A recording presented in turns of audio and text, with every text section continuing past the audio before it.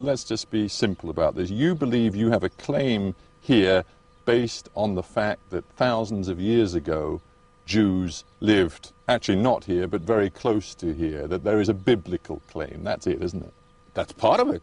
I mean, you wouldn't want us to live in places where we don't have any sort of historical claim. And you think that claim, that ancient historical biblical claim, trumps international law, do you? I think it's the basis of international law.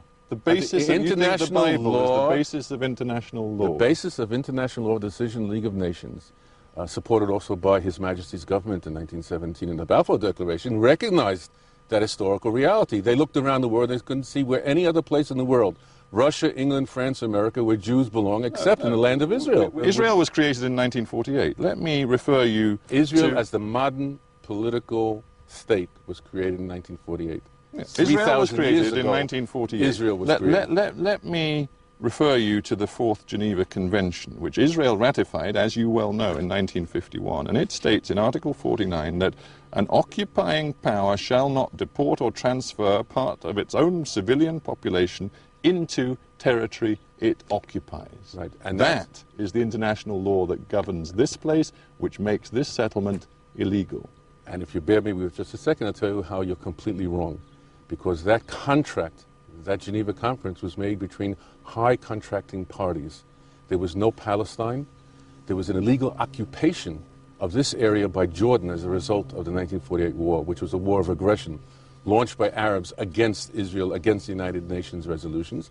And therefore, the Geneva Conference, that specific paragraph, has nothing to do with me, my family, my friends and neighbors living here at Shiloh.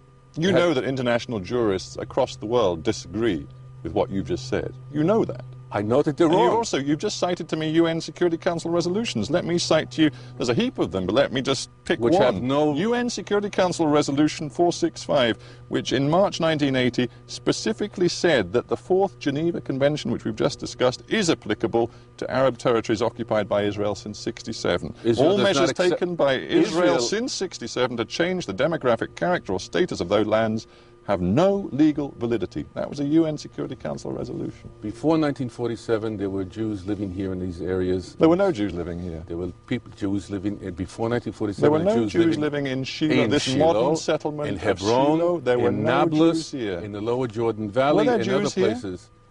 We have a church that was discovered. Were there Jews on this piece of land that we're sitting in? Yes. Yes. No, there weren't. You just told me the only evidence you have from more than 2,000 years ago is from a hill over there of Jews living thousands of years ago on this land. The Jewish prophets, princes, priests, and kings lived all through this area. We have archaeological evidence. We have names inscribed in ancient Hebrew script. We have remains here of bowls that were cracked open because they were used for sacrificial worship and therefore could not be used again. We have no doubt that there were Jews living here, loving here, and working here. Mr. Medad, where were you born? I happened to be born in Bronx in New York, grew up in Queens, and came here in 1970. So you have no connection with this land in terms of your immediate family ancestors whatsoever? Well, I would disagree with you. My parents are buried here.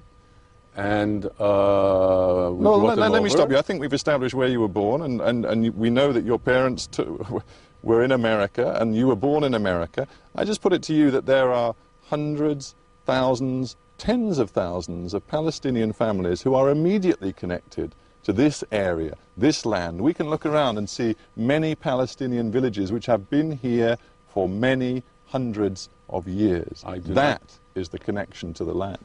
Well, of course, they came here as a result of a conquest in 638, and if we will be able to meet in 1,000 years, I can tell you that myself and my family have also been living here over 1,000 years. This has nothing to do with the question. The question is that I'm not saying to the Arabs they have to leave. They belong here because they're indigenous population. I am also indigenous population, and the only reason I wasn't here for 1,000 years is because first the Romans conquered Jerusalem and threw me out of the country. Quite a long time, 1,000 years. That's true. That's true. It just happens to be that Israel and the Jewish people are one of the more ancient people. So therefore, when I talk about my history, I have to refer to 2,000, 3,000 years of history, and not just a United Nations resolution of 1947 that was only 60 years ago. You were born in America, and I'm interested because I just wonder whether you subscribe to the American dictum that all men, all women are created equal. Absolutely, and they also have equal responsibilities. Do you believe the Palestinians who live in this area Should have full equality, are treated as equal human beings with you, with a Jewish settler living in Shiloh? They deserve the equal responsibility. You're not answering my question. Because the second part of the answer is there are certain discrimination that happens, 95% of which happens because of the security situation. When Arabs are stopped at roadblocks, when they are searched, when it's very difficult to get to work, when sometimes they can't ride the roads, all these issues evolve from their mistaken belief that violence and terror will kick Jews out of this area in Shiloh, and later on out of Jerusalem and other places. Let's just be specific. If you or any Israeli citizen living in the West Bank is charged with an offense that allegedly took place inside the West Bank, you would be dealt with by the Israeli civil courts, would you not? Yes. Yes. Now, a Palestinian would be prosecuted under an entirely different legal system, a system born out of occupation, yes? Because international law says so. Let's just be clear. That is the case, isn't it? That it will be an entirely different legal process for a Palestinian living on the very same land that you live on. It depends. There are Jews, for example, who are in detention. Well, no, it doesn't depend. It's quite simple. The Israeli citizens living here are dealt with under the Israeli civil code and civil courts. Not 100%. This past summer, over the past few months, we've had Jews taken into detention by the military commander, and he had 18 boys have been exiled from their homes because of suspicions that violence would take place against Arabs who were picking olives, and exactly the same way the Palestinians are. But I'm talking about court processes, and there is an entirely different court process. And let me just quote to you the words of B'Tselem, the Israeli human rights organization. A radical left-wing organization. It's an Israeli organization run by Israelis, which is steeped in the Israeli law, and they concluded last year, quote, "The situation in the territories violates the principle of equality before the law, and the principle according to which persons living in the same territory should be subject to the same system of laws.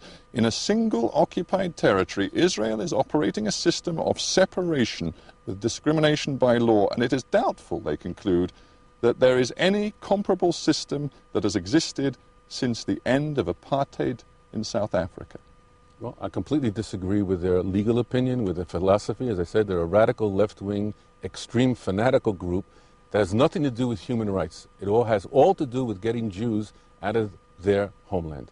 What do you think it does to you? I'm talking personally now, to you, your children, your grandchildren. I believe you've got grandchildren now. Yes. What do you think it does to you living in what, not just B'Tselem,